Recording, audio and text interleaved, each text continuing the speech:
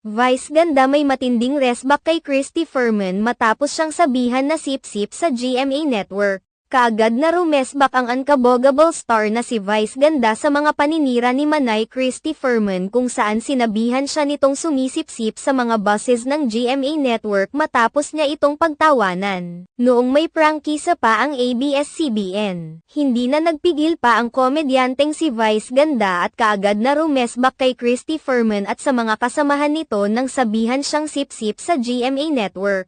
Matatandaan na kamakailan lamang ay opisyal nang naging bahagi ng GMA Network ang It's Showtime matapos ang kanilang contract signing ng ABS-CBN at GMA para sa paglipat ng nasabing show sa main channel ng GMA Network. Nagbigay pa ng madamdaming pahayag noon si Vice ganda kung saan inilahad niya ang kanyang pasasalamat sa GMA7 na kumupkop umano sa kanilang show sa panahong nawalan sila ng tahanan. Kaagad namang naglabas ng komento si Christy Fermin patungkol sa naging speech ni Vice ganda kung saan tinawag niya sip-sip si Vice ganda at kinakain na umano nito ang ginawa nito sa GMA noong mayroon pang-prangkisa ang ABS-CBN. Ipinapalabas rin ni Christy Fermin na tila hindi siya sang-ayon sa desisyon ng GMA Network na ipalit ang It's Showtime sa tahanang pinakamasaya ng Tape Inc. na kamakailan lamang ay tumigil sa pag-ere.